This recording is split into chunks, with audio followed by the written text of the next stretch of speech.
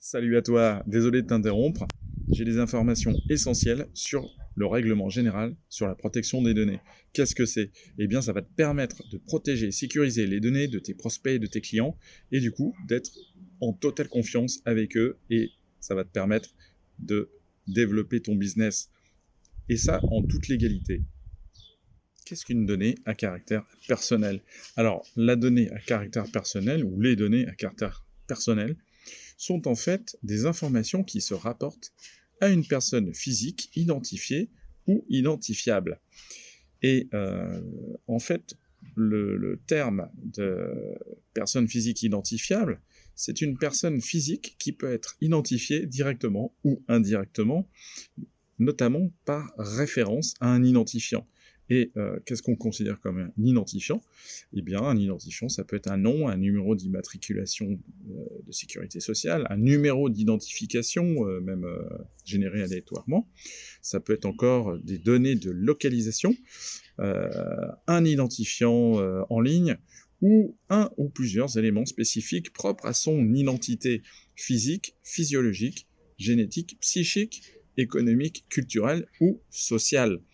Et cette notion de données à caractère personnel, c'est l'un des fondements, effectivement, de la loi informatique et liberté et du règlement général sur la protection des données. C'est pour ça que c'est une notion qu'il faut comprendre. La deuxième notion essentielle, ce sont les traitements de données. Un traitement de données, c'est quoi? C'est une opération, c'est toute opération ou ensemble d'opérations effectuées ou non à l'aide de procédés automatisés et appliquées à des données ou des ensembles de données à caractère personnel. Donc un traitement, ça peut être la collecte, l'enregistrement, l'organisation, la structuration, la conservation de ces données. Ça peut être aussi l'extraction ou encore la consultation. La communication, la transmission aussi de ces données-là. Vous le voyez, un traitement de données, c'est une opération au sens large. Voilà. Alors évidemment, ce sont des notions qui peuvent être complexes, évidemment, à comprendre intelligiblement et rapidement, mais c'est normal. Et pour bien comprendre, eh bien, écoutez, il faut se former. Donc je vais vous expliquer l'une des autres notions importantes qui permettent de comprendre cette réglementation européenne et puis l'historique aussi qu'on a en France. Alors, l'un des fondements, c'est la licéité des traitements. La licéité des traitements, c'est en fait... Qu'est-ce que c'est, Pierre? Je comprends pas. C'est un mot compliqué, la licéité des traitements? Alors en fait, ça veut dire tout simplement la licéité, c'est le fait qu'un traitement doit être conforme au droit. C'est-à-dire, on va dire, qu'il soit légal. Alors, la licéité du traitement, comment ça marche? Alors, cette licéité, c'est-à-dire cette conformité au droit, eh bien, elle repose sur 6 principes. Et ces 6 principes sont, en fait, sont listés dans le RGPD au niveau de l'article 6. Voilà. Alors, je ne vais pas vous le lire, l'article, mais c'est quelque chose de vraiment important à comprendre. C'est-à-dire que les médias, depuis maintenant 1 an et demi, 2 ans, parlent régulièrement du consentement. Alors, le consentement de la personne concernée, dans la plupart des cas, c'est vrai qu'il est nécessaire et qu'il est obligatoire. Par contre, dans certains cas, il est possible que l'organisation, c'est-à-dire l'organisation qui va collecter les données et les traiter, a la possibilité de ne pas demander le consentement de la personne concernée. Et en fait, cet article 6 du RGPD définit 6 possibilités. Ces 6 possibilités, je vais vous les donner tout de suite. Donc, la première, c'est quoi? La personne concernée a consenti au traitement de ces données à caractère personnel pour une ou plusieurs finalités spécifiques.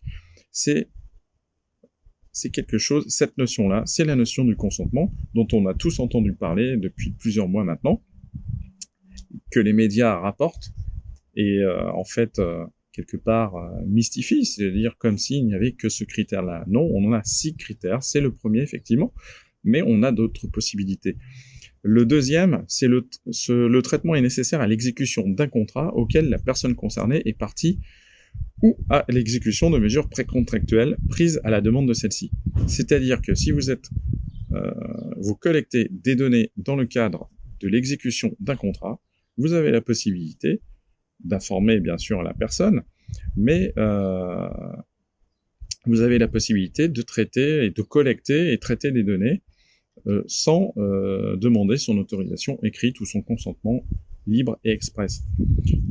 La troisième possibilité, c'est lorsque le traitement est nécessaire au respect d'une obligation légale à laquelle le responsable du traitement est soumis.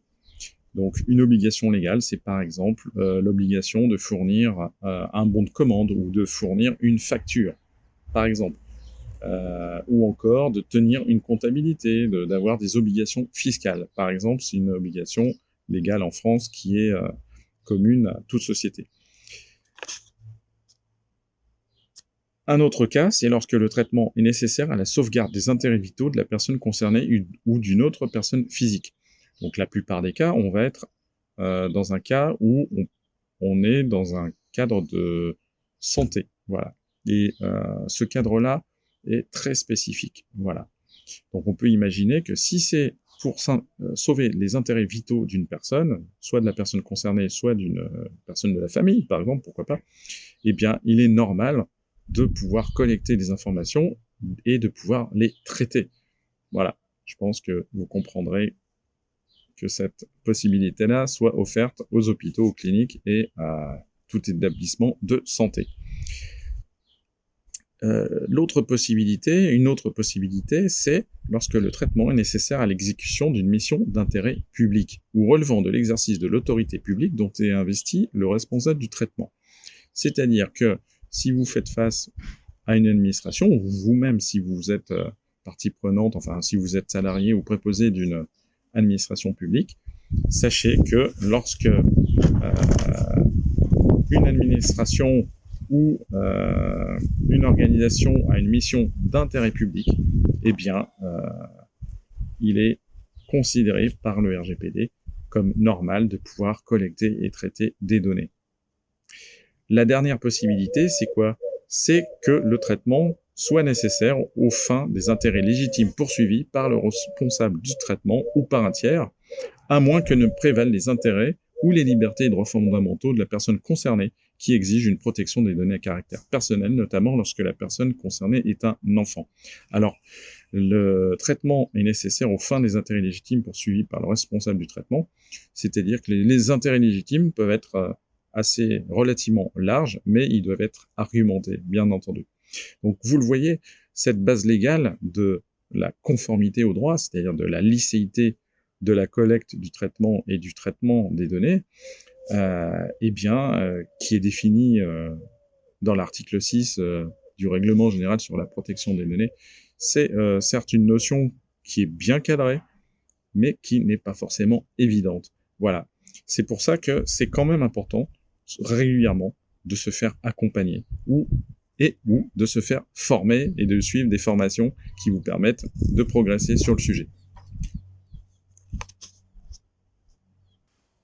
Alors, je voudrais revenir sur le consentement, c'est-à-dire le consentement donné par la personne concernée auprès de laquelle on va collecter des données.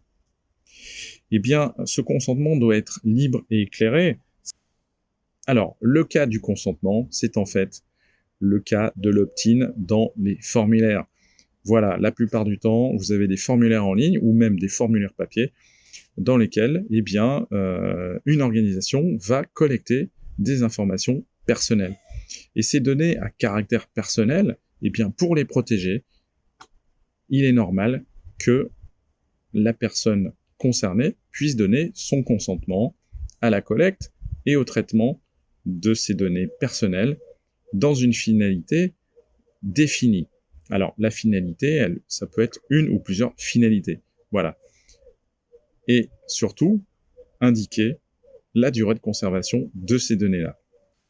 L'opt-in, c'est un terme anglophone qui veut dire quoi? Qui veut dire tout simplement, c'est que la personne concernée qui va remplir ce formulaire-là a la possibilité de décider ou pas, déjà de valider ce formulaire, de transmettre ses informations personnelles, et puis de cocher une case ou plusieurs cases à cocher afin de donner son consentement sur la collecte des données et son traitement.